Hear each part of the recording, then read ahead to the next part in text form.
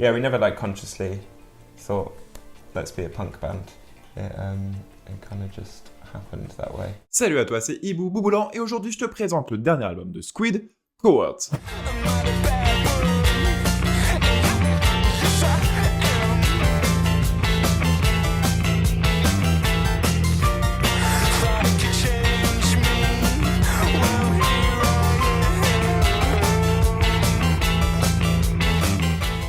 Dans la famille un peu fourre-tout du revival post-punk britannique, il se passe de belles choses. On a déjà parlé sur la chaîne de Idols, Fontaines DC, ou encore des petits derniers de English Teacher. C'est le moment d'aborder vos petits chouchous, Squid. Je dis vos petits chouchous parce que dans ma vidéo sur les attentes de l'année 2025, je vous demandais quels albums vous attendiez particulièrement pour cette année, et c'est clairement Squid qui attirait toute votre attention. Faut dire que ce Cowards, c'est leur 3e album, que ça fait quelques années qu'ils écument les concerts et les festivals dans toute l'Europe, et que les 2 premiers albums avaient déjà laissé entrevoir un sacré potentiel, et surtout une certaine volonté de ne pas se reposer sur ses acquis.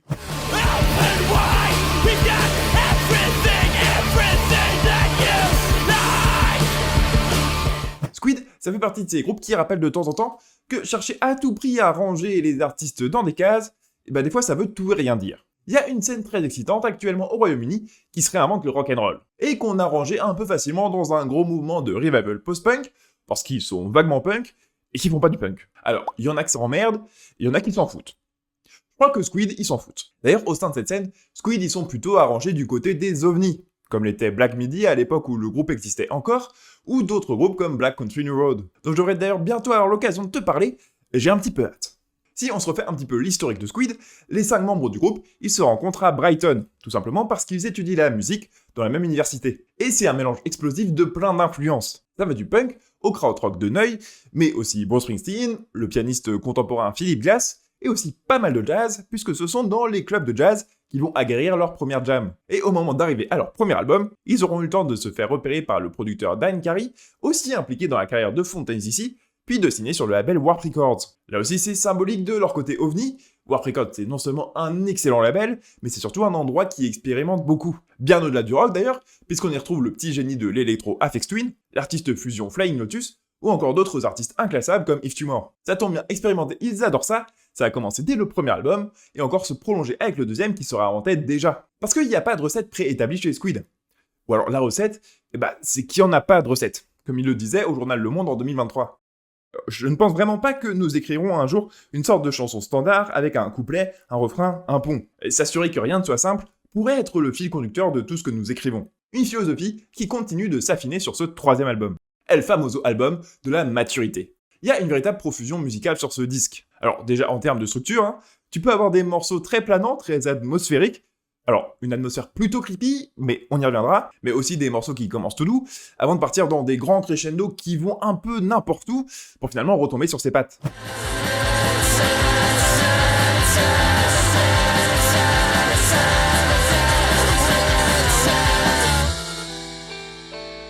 Il y a des guitares, il y a du piano, il y a des cuivres, il y a des cordes, il y a des percus, il y a parfois du sampling électro très chelou, tout ça pour une grande richesse musicale. Et tout ce joli monde est mis au profit de chansons pour le coup bien sombres dans les thématiques. Là on reste dans le cœur du post-punk. Ça commence très fort, puisque la première chanson elle parle quand même de cannibalisme, dans des mots assez crus, sans mauvais jeu de mots, inspiré par le bouquin Tender is the Flesh d'Augustina Basterica. Mais il y a aussi des églises qui s'effondrent, un morceau sur le syndrome de Stockholm, et au final beaucoup de titres sur le fait d'être une très mauvaise personne. Enfin, pour le coup, la cover assez dérangeante et pas mensongère sur ce que tu vas retrouver à l'intérieur de cet album. Ce disque, c'est encore finalement une sorte de tour de force. Une preuve de plus que cette scène était non seulement prometteuse, mais qu'elle est surtout capable de se réinventer. Après l'album solo absolument fantastique de Jordi Rip, l'ancien leader de Black Midi, ou encore en attendant le nouvel album de Black Country New Road, après le départ de leur leader. Cet album de Squid, c'est une montée en puissance continue pour ce groupe, qu'on n'est pas prêt d'arrêter de suivre.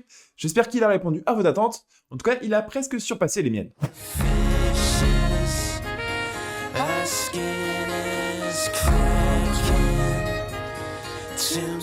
Merci à toi d'avoir regardé cette vidéo, n'hésite pas à me dire ce que tu as pensé du disque dans les commentaires et à t'abonner à la chaîne. En attendant, je te retrouve la semaine prochaine ici pour une nouvelle vidéo sur un disque qui est sorti ce vendredi.